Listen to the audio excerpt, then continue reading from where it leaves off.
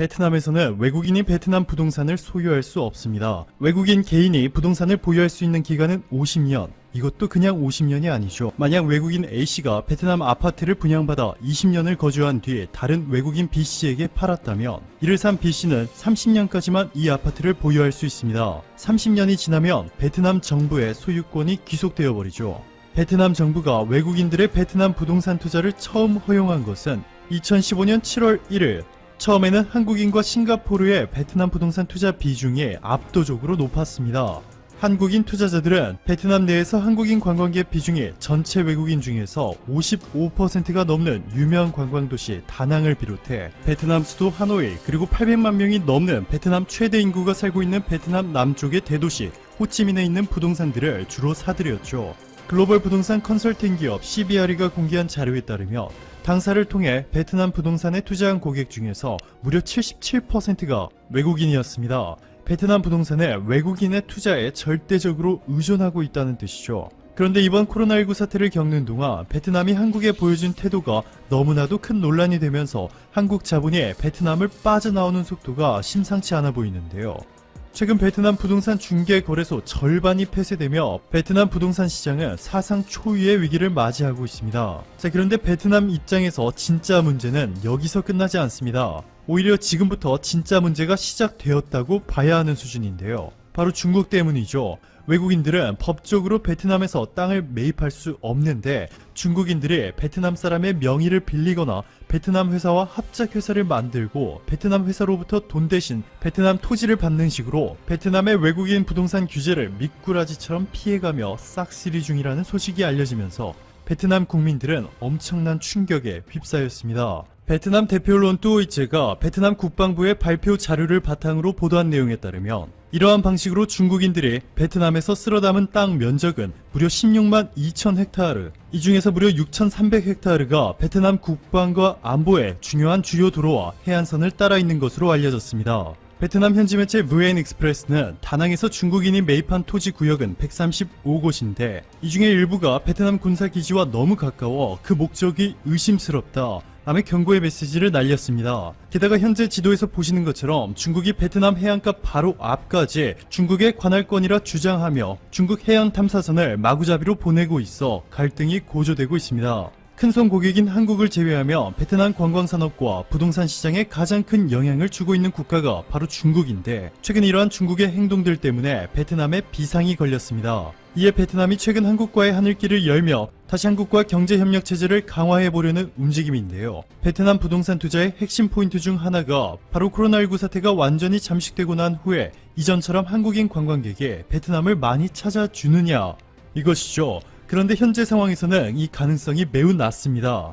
베트남 유명 SNS 스타가 대한민국의 국기를 이렇게 코로나19 모양으로 바꿔 게시하며 동시에 한국을 사우스 코리아가 아니라 사우스 코로나 라고 부른 이 게시물이 베트남 네티즌들에게 여전히 폭발적인 반응을 얻으며 빠르게 퍼져나가고 있고 이후 아시아나 비행기 회항 사건, 한국에 있는 자가격리 대상 베트남 유학생이 자가격리를 무시하고 거리를 돌아다닌 사건 등이 복합적으로 발생하면서 베트남에 대한 한국 국민들의 인식이 점차 부정적으로 바뀌고 있습니다. 여기에 최근 또 한 가지 사건이 발생했죠. 베트남에서 온 불체자 한 명이 서울 이태원에 있는 클럽에 갔다가 감염이 되었음에도 부천시에 위치한 나이트클럽을 또 방문하는 등 수많은 이들과 접촉한 것은 물론이고 많은 직장 동료들과 같은 숙박시설에서 생활한 사실까지 알려지면서 국민들의 공분을 샀습니다. 한국질병관리본부가 국내 3대 통신사와 공조해 이태원 클럽 주변 모든 기지국에 저장된 접속 내역을 일일이 조사하면서까지 전국에 퍼져 있는 격리 대상자들을 빠짐없이 찾아내기 위해 노력했는데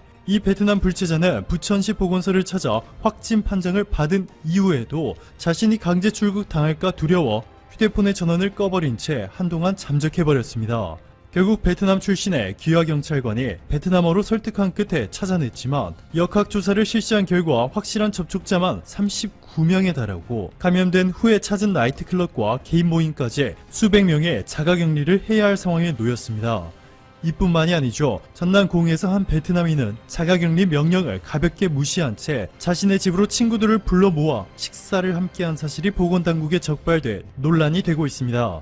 이에 전남고흥경찰서 관계자는 격리 중에 다른 사람을 초대한 것은 명백한 불법 행위라고 밝혔죠. 이렇게 베트남에 대한 인식이 점차 악화되는 가운데 한국인들의 베트남 관광이 일본과 비슷한 수준으로 폭락할 것이라는 전망이 나오고 있고, 최근 베트남에서 막대한 영향력을 행사하고 있는 효성이 베트남에서 짓기로 한 아라미드 공장을 한국의 울산으로 변경해버렸다는 소식까지 전해지면서 베트남 경제가 받게 될 타격은 상상을 초월하고 있습니다.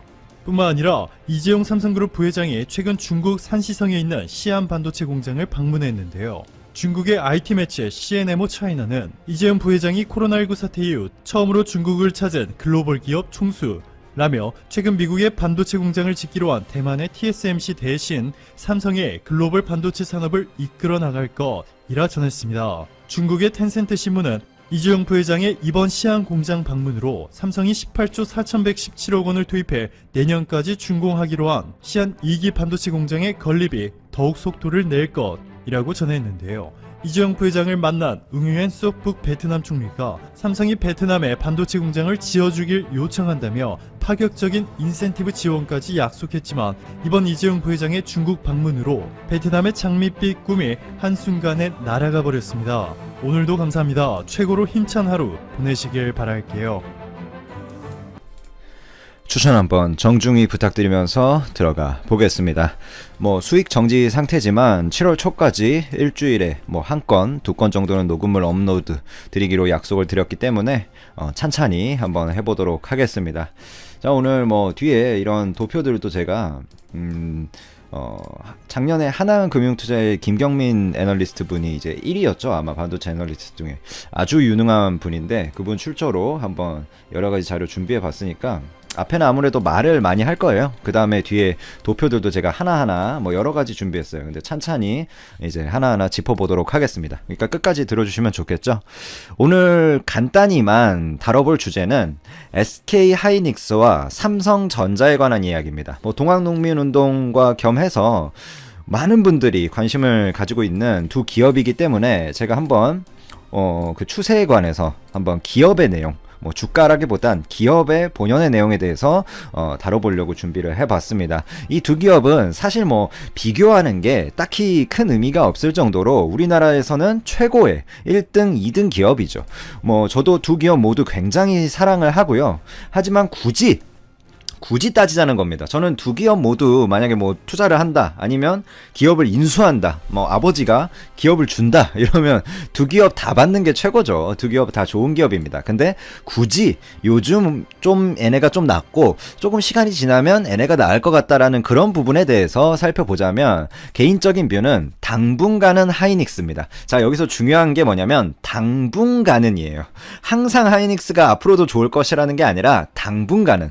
제가 분명히 언급드렸죠. 당분간은이라고. 또 오해해가지고 이렇게 삼성 무시하냐고 이렇게 악플 다지 마시고요. 제가 누구보다 삼성에 관한 응원 영상들을 많이 올렸던 유튜버니까 오해 없으시길 바라고, 저는 이 대부분 역사의 긴 기간을 보면 삼성전자가 하이닉스를 압도한다고 보지만, 요새 트렌드가 어떻게 되죠? 언택트 트렌드죠. 물론 현재 퍼져 있는 이런 이슈가 진정됨에 따라서 언택트 트렌드가 텍트로 잠시 갈 거예요. 점차 넘어가겠지만 당분간은 분명히 언택트 기업들의 영업이익이 잘 나오고, 예를 들자면 텍트로 치면 B2C 기업들이 많겠죠. 자동차나 항공, 여행, 호텔, 레저, 카지노 할 거 없이, 물론 이제 투자 측면에서는 시평이 좀, 그러니까 가치가 주가가 바닥이 나면 또 그건 다른 문제지만, 기업 자체만 보면 일단 돈을 못 벌기 때문에 텍트 쪽 기업들이 영업이익이 2분기 잘 안 나올 것은 누구나 알고 있는 분명한 사실입니다. 그럼 언택트에 당분간은 2분기, 3분기 정도는 좀 더 머물러 있다가 이번 보건 이슈에 피크아웃이 나오기 조금 전에 텍트로 넘어가는 게 합리적이겠죠. 기업 입장에서 보면 주가는 그거보다 좀 더 빨리 움직이지만, 핵심은 아직은 언택트다. 그리고 미래에 대해서 지금 2분기를 피크아웃으로 보고 있지만 사람들이 뭔가 불확실성을 항상 가지고 있거든요. 자, 그 정도 배경을 깔고 SK하이닉스의 사업부를 살펴보면 D램에서 30% 조금 안쪽에 점유율을 가지고 있고, 시장 세계 전체로 보면 낸드에서 한 12% 정도 왔다 갔다 하는 점유율을 가지고 있죠. 삼성 같은 경우엔 물론 반도체 영업이익이 절대적인 것은 맞습니다. 19년 기준으로 보면 삼성이 반도체 쪽에서 14조의 영업이익이 나왔는데 디스플레이 그러니까 DP 그리고 CE 컨슈머 일렉트로닉 그다음에 IM 그리고 뭐 하만도 뭐 소량이 있고 이런 걸 4개를 다 따져도 13조가 안 되는 영업이익이 나옵니다. 물론 매출로 따지면 좀 다르지만 반도체가 또 영업이익률이 다른 사업부보다 높거든요. 그러니까 영업이익으로 따지면 포션이 높고 즉 반 정도가 19년도엔 반도체가 가져갔다 볼 수 있는데 물론 18년도처럼 또 반도체가 이런 성수기 사이클이 올 때는 44조를 반도체에서 또 땡겼었기 때문에 나머지가 한 14조 정도 해줬으니까 훨씬 포션이 늘어나죠.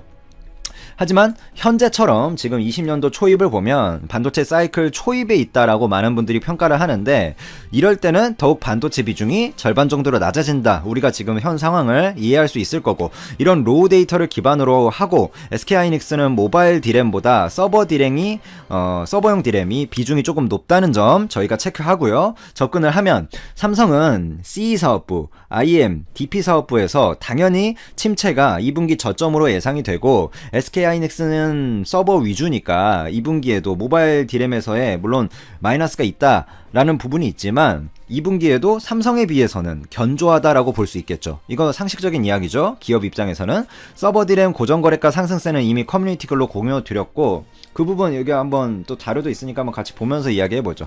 서버 디램 고정거래가 상승세 제가 이 자료가 나오기 전에 이미 커뮤니티에서 공유 드렸는데 지금 맨 오른쪽에 있는 부분이 4월치예요. 맨 오른쪽에 있는 거. 지금 여기에 MOM 퍼센트라는 부분이 있죠. 서버 DIMM의 MOM 두 번째 줄에 19% 나와 있죠. 4월 달에 무려 전달 대비 19%나 증가가 했습니다. 근데 모바일 디램은 그럼 떨어졌느냐? 지금 보시면 MOM 오히려 1% 반등했죠. 그러니까 모바일도 물론 이제 이게 서버용 디램만 약간 연동되면서 그 가격이 반등한 거긴 한데 어쨌든 떨어지지 않았다. 모바일은 버텨줬는데 서버는 19% 고정거래가 상승했다. SK하이닉스 입장에서 굉장히 좋은 부분이죠. 그리고 삼성전자 입장에서는 이것도 당연히 좋은 부분이죠. 하지만 삼성전자는 디스플레이나 컨슈머 일렉트로닉 그리고 IM 같은 것이 있기 때문에 그쪽에서 좀 마이너스가 있다. 이런 거를 제가 고려를 하는 거고 인터넷 기업들의 캐펙스가 2분기에서 3분기로 이연되는 것은 제가 캐펙스 데이터도 뽑아왔어요. 이거 좀 이따 볼 텐데 이연되는 것은 데이터상 맞는데 그게 뭐 투자를 취소하거나 그러니까 인터넷 기업들이 여기 뭐 페이스북도 있고 아마존도 있고 넷플릭스, 애플, 뭐 알파벳 이런 기업들, 디즈니도 이제 디즈니 플러스라는 그 OTT 서비스를 하고 있죠. 그게 뭐 5천만 명인가 6천만 명 가입자를 돌파했다고 알고 있는데 이제 초입이죠. 디즈니에 관해서도 제가 커뮤니티에 공유드린 바 있죠. 어쨌든 이런 OTT 기업들이 데이터 센터 투자를 하는데 그 캐펙스가 3분기로 조금 이연된 것은 맞습니다. 하지만 그게 뭐 투자를 취소하거나 하는 정도의 이슈는 아니기 때문에 서버용 디램 고정거래가 상승폭은 둔화될지언정 상승 추세는 불변입니다. 지금 보시면 투자 추이를 보면 쉬워요. 지금 이게 미국 기업들을 제가 왼쪽에 뽑아놨고 제가 뽑은 거 아니죠. 하나금융투자에서 뽑은 데이터를 제가 가져왔고 그 다음에 중국 기업들 바이두, 알리바바, 텐센트 이렇게 있고 그 다음에 합계가 있죠. 맨 오른쪽에 요 합계만 보시면 됩니다. 결국에 2018년에 무려 48% 전년 대비 이제 그 캐펙스 컨센서스가 증가했는데 이거는 좀 비이상적인 증가세가 있었죠. 그때 물론 이제 삼성전자나 SK하이닉스가 당연히 영업이익이나 이런 거 최고가를 다 찍었고 그 다음에 19년도 때 이제 캐펙스 충분히 했다 둔화했다가 20년도 지금 보시면 8.4% 그 다음에 21년도 보시면 13.5%라고 컨센서스 나와있죠. 즉 20년도 21년도 가면서 데이터 센터들의 투자가 다시 올라간다. 물론 2018년처럼 말도 안 되는 큰 폭의 증가가 다시 오는 것은 아니지만 다시 이쪽에 수요가 살아난다. 그런 것이 방금 이런 디램 고정거래가 상승에 반영이 돼 있는 그런 배경이 있는 부분이죠. 그러니까 이런 캐펙스 투자 우리가 반도체 기업을 만약에 관심이 있다면 트래킹해야 되는 부분이라고 저는 판단을 하고요. 즉 하이닉스는 모바일 디램에서는 조금 마이너스 그리고 서버용 디램에서 플러스인데 서버용 디램 쪽이 비중도 높고 상승폭도 지금 제가 여기서 언급드렸듯이 더 큰 상황이고, 그러니까 모바일 디램도 물론 침체지만 지금 고정거래가에선 1% 상승이 떴잖아요. 그리고 삼성의 경우에는 확실히 CEIM DP가 조금 어렵겠죠. 당분간은. 제가 그래서 제목에도 당분간은 이라고 분명히 적어놨죠. 당분간은 어렵겠죠. 여기까지 보면 SK하이닉스가 삼성보다 당분간은 좋다는 건 다들 이제 어느 정도 이해를 해 주실 것 같은데, 그러면 삼성전자가 계속 안 좋냐? 그건 당연히 아닙니다. 그럼 다들 아시겠죠? 근데 그것은 뭐 제가 개인적으로 어느 시점부터 SK하이닉스보다 삼성전자를 더 주목해야 되는가 라는 것은 예측하는 것은 사실상 불가능합니다. 그 시점은 단연 지금 세계적인 보건 이슈의 피크아웃이 감지되는 시점이 그 좀 전이겠죠. 이제 스마트 머니들은 빨리 움직이니까 그 시점이 삼성전자가 SK하이닉스보다 조금 더 선호되는 시점이고, 그것은 결국에 세계적인 보건 이슈의 피크아웃을 제가 예측해야 된다는 건데, 그것은 사람이 할 수 없는 부분이겠죠. 그래서 뭐 잔잔잔잔 이렇게 뭐 모아 가시던지 그거는 뭐 개인이 어차피 판단하는 거니까, 지금은 세계가 2분기를 피크아웃으로 보고 있지만 그것은 사람이 예측할 수 있는 영역이 아니겠죠. 즉 하이닉스, SK하이닉스는 지금 현재 상황 반도체 업황만 보면 안전한 선택이 될 것이고, 삼성전자는 피크아웃 시점을 만약에 자신이 예측한다면 당연히 최고의 선택이겠죠. 하지만 그것이 불가능할지라도 삼성전자도 굉장히 좋은 선택입니다, 사실. 왜냐면 어차피 이 삼성전자도 대부분의 영업이익이 반도체에서 반 정도 나오죠. 그리고 거기에 서버용 반도체 비중 굉장히 높고, 파운드리 같은 거 비메모리 요즘 잘해주고 있고, IMDP, CE가 어렵지만 어차피 이제 미래 가치를 계속 생각해야 되잖아요. 우리가 현재에만 돈이 잘 버는 게 중요한 게 아니라 미래에도 잘 벌어야 되는데, 결국에 이제 계속 이제 미래로 간다면 피크아웃이 지나갈 거기 때문에 삼성전자가 나쁘다는 게 아니라 당분간은 SK하이닉스가 좋을 것 같다라고 언급을 드린 거고, 뭐 구독자분들 개인이 알아서 선택하는 거지만, 제가 만약 저라면, 그러니까 이거는 저라면 SK하이닉스, 저는 뭐 이미 전부터 보유를 하고 있었지만 SK하이닉스를 어느 정도 보유를 할 것 같고, 삼성전자 우 같은 그런 어떤 오래 버틸 수 있는 그런 배당주를 조금씩 분할로 모아가지 않을까 판단이 됩니다. 이건 뭐 제 개인적인 의견이니까 뭐 이거를 매매에 활용하시는 일은 당연히 없겠죠. 참고만 해주시면 될 것 같고요. 결국 피크아웃 시점이 오면 서버는 견조하게 가면서 IMC DP가 따라붙어 져면서 삼성전자의 영업이익이 더 빠르게 상승을 하겠죠. 그리고 반도체로 봐도 이게 반도체의 특성이 뭐냐면 장치 산업이잖아요, 결국에는. 그러니까 고정되는 그 반도체 뭐 설비도 그렇고 인건비도 그렇고 고정비가 있기 때문에, 거기 소재도 있고 뭐 여러 가지 들어가잖아요. 이번에 뭐 한일 경제전쟁이 있었던 불화수소 같은 것도 그런 고정비가 대비 매출이 일어나는 거기 때문에, 매출이 결국에 사이클이 오면 매출이 아주 큰 회사가 결국에 영업이익이 많이 남습니다. 그러니까 SK하이닉스보다 그런 상황이 오면 삼성전자가 더 괜찮을 수 있다. 뭐 어느 정도 이 정도면 정리가 된 것 같고요. 요런 것들 이거 아까 뭐 다 언급드렸었죠. 이제 서버용 디램의 고정거래가가 잘 나왔다, 모바일 디램도 4월에 1% 해줬다라는 부분이고, 요거는 이제 파운드리 이게 퍼센트예요. 그러니까 TSMC가 이렇게 마지막에 아래로 꺾였잖아요. 근데 이게 꺾인 게 아니라 증가율이에요. YOY. 그러니까 전년 대비 증가율. 그러니까 계속해서 증가 추세에 있다. 그리고 비메모리 후공정, ASE 테크놀로지 부분도 증가 추세에 있죠. 그러니까 지금 반도체 관련 지표들이 지금 뭐 여러 가지인데, 결국에 이거 뭐 일일이 다 보실 필요 없고요. 좋다. 지금 그래프가 다 나쁘지가 않잖아요. 이게 지금 아래로 꺾였다고 해서 뭐 메모리 반도체 수출 금액 같은 건 금액상으로는 지금 뭐 마이너스로 돼 있는데, 지금 오른쪽 위에 보면 수출 물량 있죠. 요걸 보면 또 플러스에 가 있죠. 이게 증가율을 나타내는 거기 때문에 결국에 이게 다 괜찮은 상황이다라고 지표를 6개 지표를 한 통으로 그냥 괜찮다라고 이해하시면 될 것 같고, SSD 지금 좀 수출 금액 엄청나게 늘어났죠. 수출 물량 오른쪽 위에 보면 수출 물량, 그리고 MCP라는 게 이제 서버용 거기 하나씩 들어가는 거예요, 서버에. 그러니까 쉽게 말해서 서버 반도체 이제 선행 지표라고 볼 수 있는데, 지금 플러스를 다 기록하고 있고, 그 다음에 D램 캐파, 그리고 걱정하시는 것 중에 하나가 요즘 수요 측면에서 휴대폰이 이제 조금 안 좋다 보니까 캐파를 많이 삼성전자나 SK하이닉스에서 투자를 해서 마이크론이나 이제 조금 공급이 너무 과잉이 되면 어떡하냐라는 걱정이 있으실 수 있는데, 지금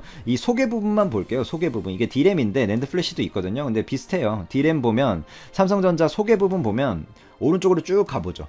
별 차이가 없죠. 물론 늘어나긴 하겠죠, 당연히 캐펙스가. 근데 큰 차이가 없다는 거죠. 평택 2공장 정도 말고는. 하이닉스 보시면 큰 차이 없죠. 350